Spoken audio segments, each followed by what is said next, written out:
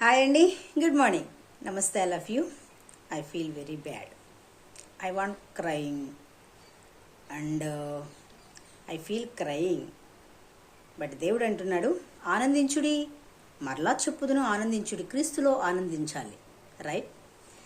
చాలాసార్లు నేను అనుకుంటూ ఉంటాను, ఒంటరి జీవితం బోరు బోరు బోరు అనుకుంటాం కదా. అది మీ తప్పలేదులేండి. చాలామంది కాంప్లిమెంట్స్ ఇస్తున్నారు. సో నాకు అనిపిస్తుంది, ముగ్గురు పిల్లలు పుట్టారు కదా, ఇద్దరు చనిపోయారు, ఒకడు ఉన్నాడు, ఒక్కడు కూడా నన్ను చూడట్లేదు. మళ్ళీ ఒక బిడ్డని దత్త తీసుకుంటే బాగుంటుందా, లేకపోతే ఏదైనా సెకండ్ మ్యారేజ్ చేసుకుని ఇంకొక బిడ్డని కంటే బాగుంటుందా అని ఆలోచించాను, థింక్ చేశాను. కానీ మళ్ళీ ఈ ఏజ్లో కని పెంచి పెద్ద చేసి వాళ్ళు మళ్ళీ చూస్తారని గ్యారంటీ ఉందా? 99% గ్యారంటీ లేదు. సో అందుకే నేను ఒంటరిగా మిగిలిపోతున్నాను. So I feel very very bad. ఈ మధ్య ఒక వీడియో చూశాను, కష్టప్ అంటారు కదా, అతను చాలా జెన్యున్గా చెప్తాడు, మంచి విషయాలు చెప్తాడు, మోటివేషనల్గా ఉంటాయి. నువ్వు 2 days బ్యాక్ ఉన్న అన్నమే తినవు కదా, వండిన వంట 10 days ముందు వండిన అన్నం తింటావా? లేదు కదా. సంవత్సరం క్రితం జరిగిన విషయాల గురించి ఎందుకు ఆలోచిస్తున్నావు, ఎందుకు ఇంకా థింక్ చేస్తూనే ఉంటావు అని ఒక వీడియోలో విన్నాను. కరెక్టే కదా అనిపించింది. అండ్ ప్రజెంట్లో ఉండలేకపోతున్నాను.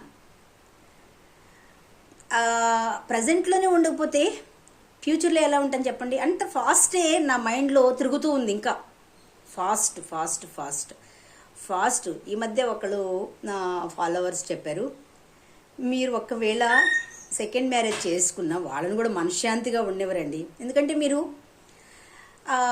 ప్రజెంట్లోకి రాలేదు, ఇంకా ఫాస్ట్లోనే ఉన్నారు. ఫ్యూచర్లోకి వెళ్ళినా కూడా ఇంకా మీరు ఫాస్ట్లోనే ఉంటారు. సో ఏం చేయాలో అర్థం కావట్లేదు. మీ తప్పేం లేదులేండి. చాలామంది నాకు కాంప్లిమెంట్స్ ఇస్తున్నారు, మేడం మీకు సెకండ్ మ్యారేజ్ చేసుకునే అవకాశం ఉందా, మేము చేసుకుంటాం అని చాలామంది మెసేజ్లు కూడా పెడుతున్నారు. So thank you so much. But wait చూడాలి, ఏం జరుగుద్దో తెలీదు. అండ్ ఒక పిల్లని ఏదైనా దత్తత దొరికితే బాగుండు అనిపిస్తుంది. ఎవరన్నా ఒక చిన్న బిడ్డని దత్తతిచ్చే వాళ్ళు ఉంటే సో నా నెంబర్కి కాల్ చేయండి, నాకు కామెంట్ చేయండి, ఓకేనా? నాకు పిల్లలంటే కూడా చాలా చాలా ఇష్టం. సో మంచిగా చూసుకుంటాను వాళ్ళని. నాకు ఏదన్నా అవకాశం ఉంది, దేవుడి ఏదన్నా మంచి ఆదాయం ఇస్తే వాళ్ళ పేరే పెడతాను. ఓకే ఓకే ఏదైనా ఇన్ఫర్మేషన్ ఉంటే ఒక అనాథ పిల్లలు నాకు తెలియచేయండి, మంచిగా చూసుకుంటాను. అండ్ నాకైతే చాలా ఆశ ఉంది, అనాథ పిల్లల కోసం ఏదో చేయాలి. అనాథ ఏదన్నా ఒక 10 మంది ఒక 5 మంది పిల్లలు ఉంటే వాళ్ళ కోసం నేను ఏదన్నా ఏర్పాటు చేయాలనుకున్న ఆలోచనతో ఉన్నాను, కానీ ఒక్కడమే చేయలేకపోతున్నాను. ఏం చేయగలను ఒక్కదాన్నే కదా. వన్ మే ఆర్మీ అని చెప్పాను కాబట్టి I cannot do anything. So అదనమాట. Okay okay thank you.